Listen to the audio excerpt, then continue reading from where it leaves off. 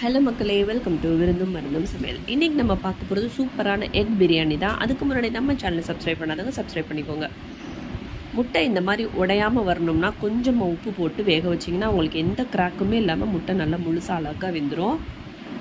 இப்போ நம்ம வீட்டில் இருக்க ஆளுங்களுக்கு கணக்கு எடுத்து அதுக்கேற்றப்பில் முட்டை வேக போட்டு தனியாக எடுத்து வச்சுக்கோங்க. ஒரு குக்கரில் நெய் எண்ணெய் ரெண்டுமே சரியளவு விட்டுக்கோங்க. நம்ம இப்போ எடுத்துருக்க ரைஸ் வந்து 1/2 kg. எண்ணெய் சூடானதுக்கப்புறமா பெரிய வெங்காயத்தை நல்லா பொடியாக கட் பண்ணி வச்சுருக்கோம். அது நல்லாத்தையும் ஃபஸ்ட்டு ஆட் பண்ணிவிட்டு ஃப்ரை பண்ணி விட்டுறணும். சில பேர் வந்து ஸ்பைசஸை முழுசாக போட்டு வதக்குவாங்க. நம்ம வந்து பொடி தான் போட போகிறோம். அதனால் வந்து ஸ்பைஸ் வந்து நம்ம முழுசாக சேர்க்கல. வெங்காயம் நல்லா வதங்கினதுக்கப்புறம் ஒரு 3 தக்காளி, சின்ன தக்காளினா 4, பெரிய தக்காளினா 3 தக்காளியை போட்டு அதையும் நல்லா வதங்கிடுங்க. தக்காளி நல்லா வதக்குனிங்கன்னா தான் உங்களுக்கு வந்து அந்த கிரேவியோட கலரே வந்து சூப்பராக இருக்கும். தக்காளி வதங்கினதுக்கப்புறம் காரத்துக்கு ஏற்ப மிளகா பொடி ஆட் பண்ணிக்கோங்க. நான் இப்போது 1லேருந்து 1.25 ஸ்பூன் ஆட் பண்ணியிருக்கேன். 1/4 ஸ்பூன் பட்டை கிராம்பு பொடி, 5-6 பச்சை மிளகா. நான் முன்னாடியே சொன்ன மாதிரி நம்மளோட காரத்துக்கு ஏற்ப உங்கள் ஸ்பைஸ் ஆட் பண்ணிக்கோங்க. அப்போ அது நல்லா வதங்கினதுக்கப்புறம் இஞ்சி பூண்டு பேஸ்ட் ஆட் பண்ணணும். சின்ன ஸ்பூனில் 2 ஸ்பூன் ஆட் பண்ணியிருக்கேன். அதையும் போட்டு நல்லா வதக்கிடணும்.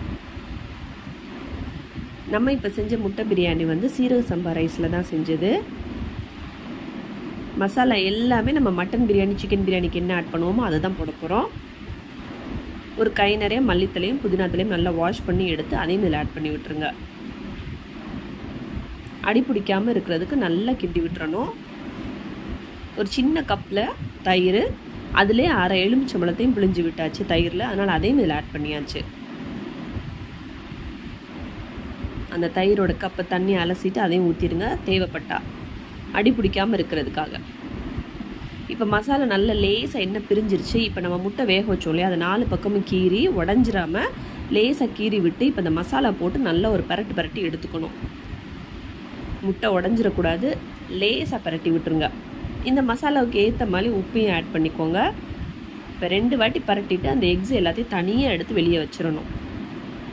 ஏன்னா ரைஸ் வேகிறப்ப முட்டையும் உள்ளே போட்டோம்னா நம்ம எடுக்கிறப்ப முட்டை நல்லா தூளாக உடஞ்சி போயிடும். அதனால் முட்டையை வந்து ஃபஸ்ட்டு மசாலாவில் பரட்டினதுக்கப்புறம் எடுத்து வெளியே வச்சுட்டு இப்போ ரைஸ் ஆட் பண்ணிக்கலாம். தண்ணியோட அளவு வந்து 1:2 தான். இப்போ 1 கப் ரைஸ்னால் 2 கப் தண்ணி, சீரக சம்பா ரைஸுங்கிறனால. இப்போ 2 கப் தண்ணி ஆட் பண்ணிவிட்டு அது நல்லா லேசாக கொதித்து வரட்டும். தண்ணியில் பபிள்ஸ் வந்ததுக்கப்புறமா நம்ம வந்து இப்போ கழுவி ஏற்கனவே வாஷ் பண்ணி வச்சுருக்க ரைஸை போட்டுருங்க.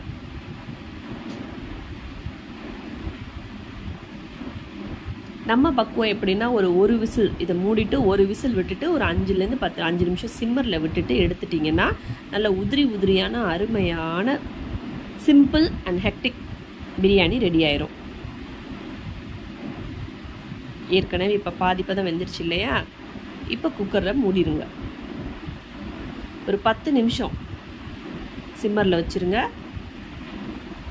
சூப்பரான பிரியாணி ரெடி ஆயிரும். இப்போ பாருங்கள் எவ்வளோ உதிரியாக டேஸ்டியான ஒரு பிரியாணி ரெடி ஆகிடுச்சு. இதில் மட்டனில் சிக்கனில் தான் செய்யணும்னு அவசியம் கிடையாது. வீட்டிலே சிம்பிளாக அந்த மசாலாவை மட்டும் ஆட் பண்ணி எக்கு வச்சோ இல்லை மஷ்ரூம் வச்சோ இல்லை பன்னீர் வச்சோ எது வேணாலும் வச்சு செய்யலாம். நம்ம இன்றைக்கி சிம்பிளாக பண்ணது எக் பிரியாணி.